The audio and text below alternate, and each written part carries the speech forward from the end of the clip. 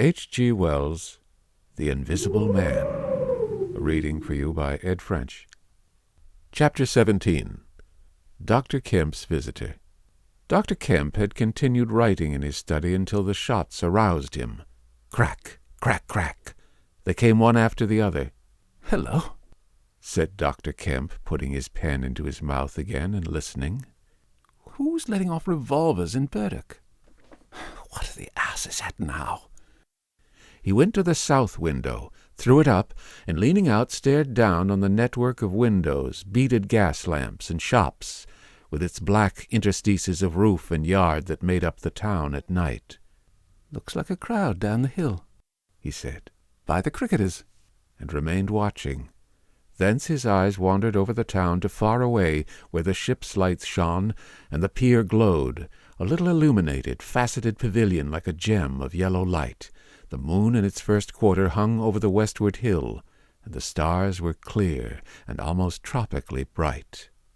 After 5 minutes, during which his mind had traveled into a remote speculation of social conditions of the future, and lost itself at last over the time dimension, Dr. Kemp roused himself with a sigh, pulled down the window again, and returned to his writing desk. It must have been about an hour after this that the front doorbell rang. He had been writing slackly, and with intervals of abstraction, since the shots. He sat listening. He heard the servant answer the door, and waited for her feet on the staircase. But she did not come. "Wonder what that was," said Dr. Kemp. He tried to resume his work, failed, got up, went downstairs from his study to the landing, rang, and called over the balustrade to the housemaid as she appeared in the hall below. "Was that a letter?" he asked. "Only a runaway ring, sir," she answered. "I'm restless tonight," he said to himself. He went back to his study, and this time attacked his work resolutely. In a little while he was hard at work again, and the only sounds in the room were the ticking of the clock and the subdued shrillness of his quill, hurrying in the very center of the circle of light his lampshade threw on his table. It was 2:00 before Dr. Kemp had finished his work for the night. He rose, yawned, and went downstairs to bed. He had already removed his coat and vest when he noticed that he was thirsty. He took a candle and went down to the dining-room in search of a siphon and whiskey. Dr. Kemp's scientific pursuits had made him a very observant man, and as he recrossed the hall he noticed a dark spot on the linoleum near the mat at the foot of the stairs. He went on upstairs, and then it suddenly occurred to him to ask himself what the spot on the linoleum might be. Apparently some subconscious element was at work. At any rate, he turned with his burden, went back to the hall, put down the siphon and whiskey, and bending down, touched the spot. Without any great surprise, he found it had the stickiness and color of drying blood. He took up his burden again and returned upstairs, looking about him and trying to account for the blood spot.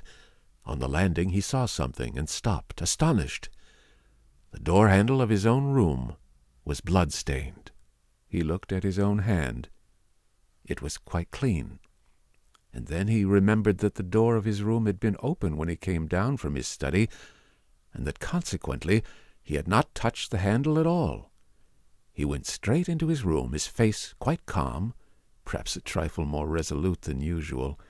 His glance, wandering inquisitively, fell on the bed. On the counterpane was a mess of blood, and the sheet had been torn. He had not noticed this before because he had walked straight to the dressing-table. On the further side the bedclothes were depressed, as if someone had been recently sitting there. Then he had the odd impression that he heard a low voice say, "Good heavens! Kemp!" But Dr. Kemp was no believer in voices. He stood, staring at the tumbled sheets. Was that really a voice?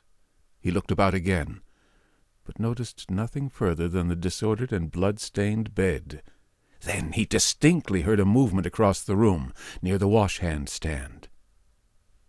All men, however highly educated, retain some superstitious inklings. The feeling that is called eerie came upon him. He closed the door of the room, came forward to the dressing-table, and put down his burdens. Suddenly, with a start, he perceived a coiled and blood-stained bandage of linen rag hanging in mid-air between him and the wash-hand stand. He stared at this in amazement. It was an empty bandage, a bandage properly tied, but quite empty. He would have advanced to grasp it, but a touch arrested him, and a voice speaking quite close to him. "Kemp," said the voice. "Eh?" said Kemp, with his mouth open. "Keep your nerve," said the voice. "I'm an invisible man." Kemp made no answer for a space, simply stared at the bandage. "Invisible man?" he said.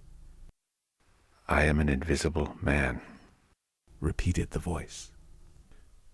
The story he had been active to ridicule only that morning rushed through Kemp's brain. He does not appear to have been either very much frightened or very greatly surprised at the moment. Realization came later. I thought it was all a lie," he said. The thought uppermost in his mind was the reiterated arguments of the morning. "Have you a bandage on?" he asked. "Yes," said the invisible man. "Huh," said Kemp, and then roused himself. "I say," he said, "but this is nonsense. It's some trick." He stepped forward suddenly, and his hand, extended towards the bandage, met invisible fingers. He recoiled at the touch, and his color changed. "Keep steady, Kemp, for God's sake. I want help badly. Stop!" The hand gripped his arm. He struck at it. "Kemp!" cried the voice. "Kemp, keep steady!" And the grip tightened. A frantic desire to free himself took possession of Kemp. The hand of the bandaged arm gripped his shoulder, and he was suddenly tripped and flung backwards upon the bed. He opened his mouth to shout, and the corner of the sheet was thrust between his teeth. The invisible man had him down grimly, but his arms were free, and he struck and tried to kick savagely. "Listen to reason, will you?" said the invisible man, sticking to him in spite of a pounding in the ribs. "By heaven, you'll madden me in a minute. Lie still, you fool!" bawled the invisible man in Kemp's ear. Kemp struggled for another moment, and then lay still. "If you shout, I'll smash your face," said the invisible man, relieving his mouth. "I'm an invisible man. It's no foolishness, no magic. I really am an invisible man. And I want your help. I don't want to hurt you, but if you behave like a frantic rustic, I must. Don't you remember me, Kemp? Griffin, of University College?" "Let me get up," said Kemp. "I'll stop where I am, and let me sit quiet for a minute." He sat up and felt his neck. "I am Griffin. I am Griffin of University College, and I have made myself invisible. I am just an ordinary man. A man you have known. Made invisible." "Griffin?" said Kemp. "Griffin," answered the voice. "Griffin. A younger student, almost an albino, 6 feet high and broad, with a pink and white face and red eyes, who won the medal for chemistry." "I am confused," said Kemp. "My brain is rioting. What has this to do with Griffin?" "I am Griffin.